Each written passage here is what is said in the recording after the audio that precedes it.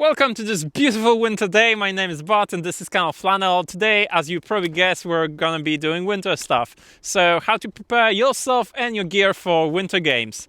What we're gonna be talking about specifically is clothing, how to pick it and how to layer it to stay warm, how to get your kit squared away and camouflage it, as you probably noticed this.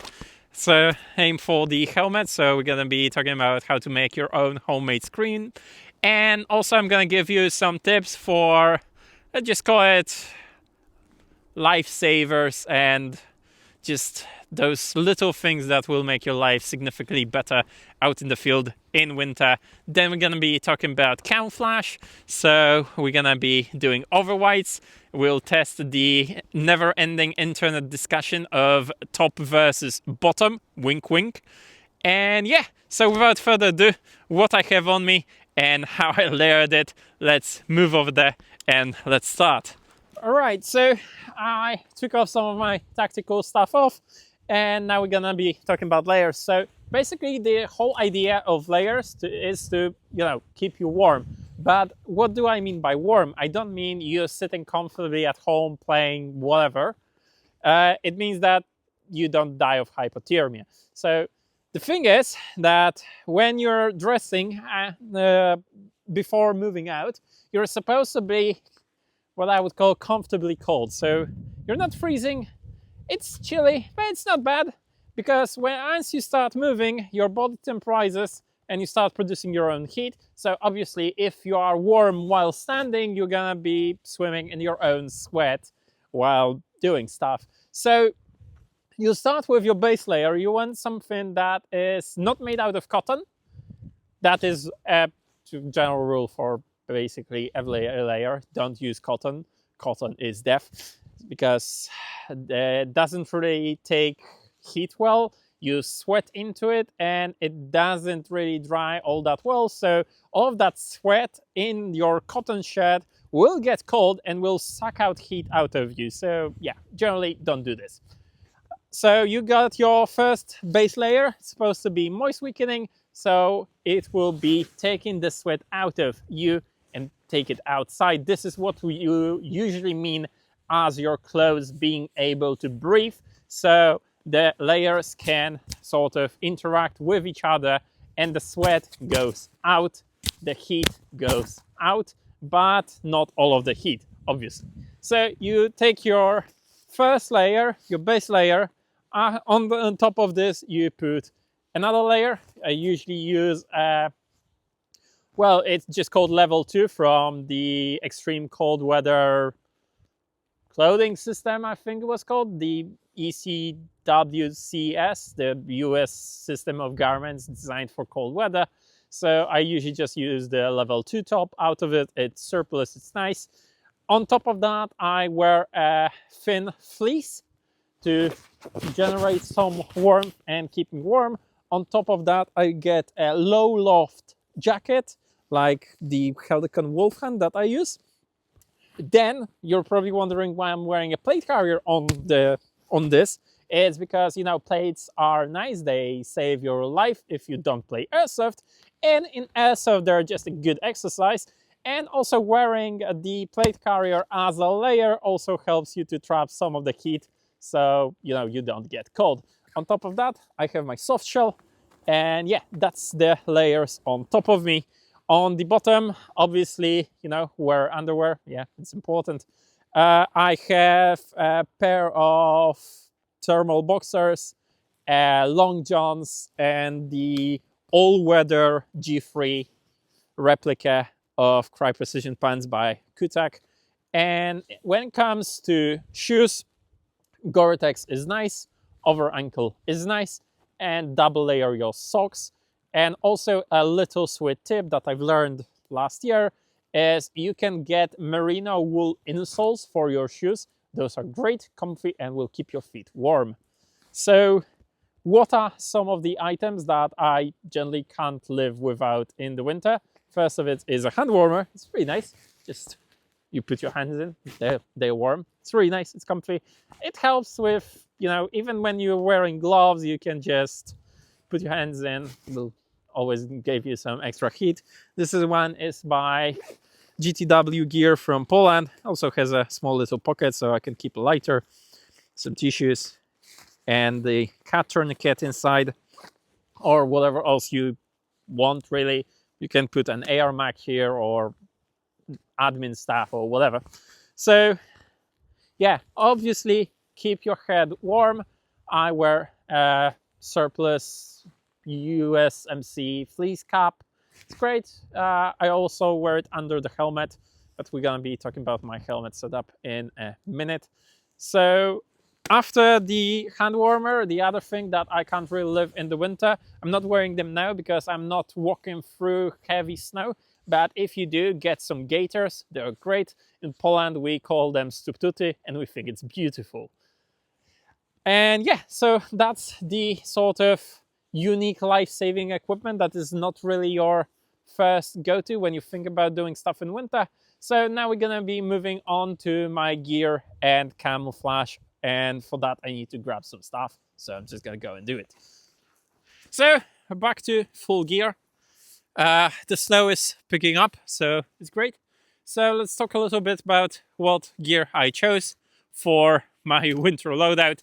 So I opted out for chest rig as a separate thing because it's going to be easier to take it off and put it on if I want to take the top layer off or add a layer, or I can just layer over the chest rig and just keep the front open. Yeah, it's a proper grade chest rig. It holds 4 AR mags, a small internal admin pouch, and it has 2 wings with quick release tubes. I'm not gonna be releasing this now because it's just gonna be a mess. Except for that, you know, obviously GBBR because that's just how we roll here. So, why chest rig? It's just a matter of comfort. I could obviously just use it as a big placard for the plate carrier, but again, because we are layering and we want to be able to quickly don and just add a layer. So yeah, that's the reason. I have a helmet because you know you have to have your headset and cams somewhere. Obviously, a night vision mount for, well, any time that the night catches you. I added a scream to the helmet and I made it myself. It's actually based on the existing scream that I already had on the helmet in Woodland Camouflage. And this is literally made out of a mop head. So yeah, you can use a mop to make winter camo scream for your helmet. So I'm gonna grab my overwhites. We're gonna start. Where do you think? Top or bottom? Let's do top. Yeah, so we're gonna start with the overwhites top and regular camo bottom. See how that checks, and then reverse the situation. So yeah, let me grab that. So I'm back wearing the overwhites tops. I also added some foliage to the scream to help with breaking down the shape of my head and just add some depth to it. So yeah, I've got some lovely snow and bushes behind me. So I'll get there, stand there, get down and see how that's gonna look. So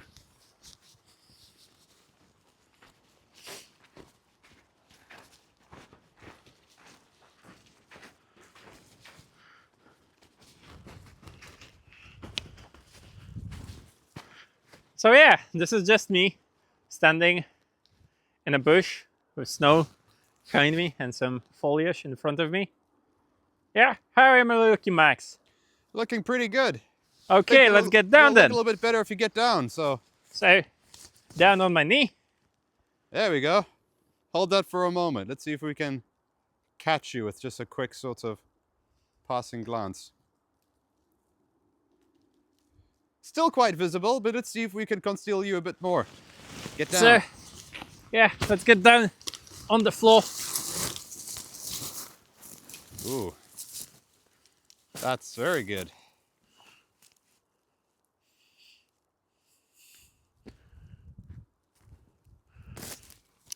Your gaiters give you away a little bit, but in a passing glance, your shoes could just be mistaken for a rock. So I would say That's pretty solid. If I didn't know you were there, I would be very surprised by you.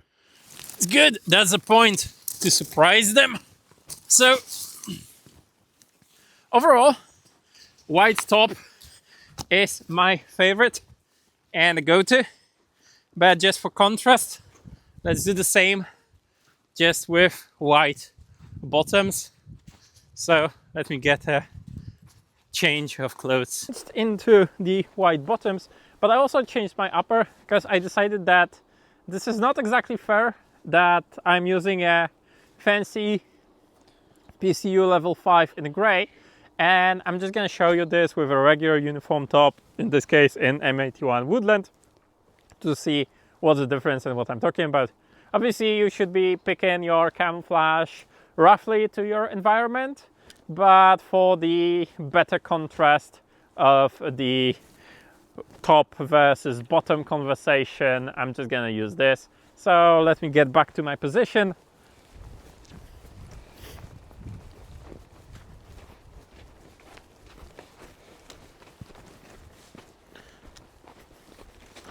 So, Max, how am I looking? Pretty good. You do have some pretty good concealment. Your figure is broken up quite nicely by the white bottom. The woodland, it's not the best, but it does do a pretty decent job. The one thing which sort of betrays your figure is actually your helmet, the sort of floating white blob. Right, I'm just gonna get a bit lower. Yeah, now you got the idea. It's not great, I'll be honest. All of the benefit of having the white bottom is now sort of been erased. You don't stand out a lot, but again, yeah, woodland is not the ideal one in this scenario, in my opinion. Down.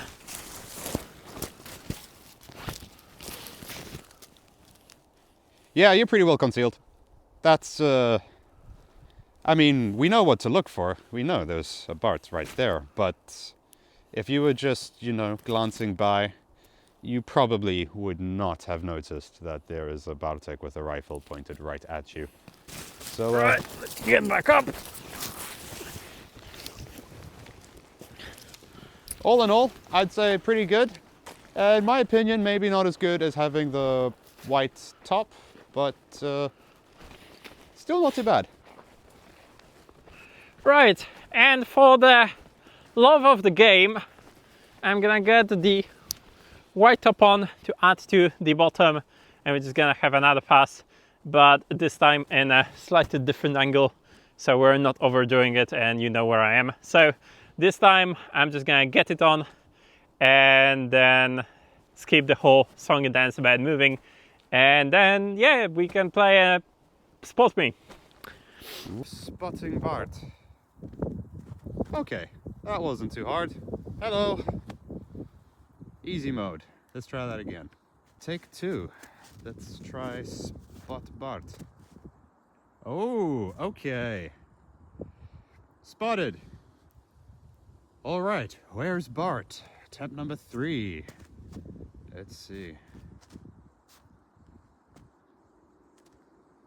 Ooh, that's actually quite tricky.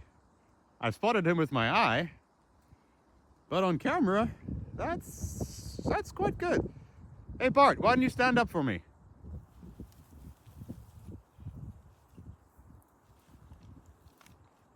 Nice. That's actually really good. Really good. Good one. Bring it home. Yeah, you know, camouflage is important. Although camouflage patterns, they're not important as they used to. Thermals are a thing. More and more, even airsofters haven't used thermals. So, you know, it's a different game. We hopefully will do an episode on how to beat thermals eventually, but we'll have to get thermals. If you have thermals, please send us some thermals.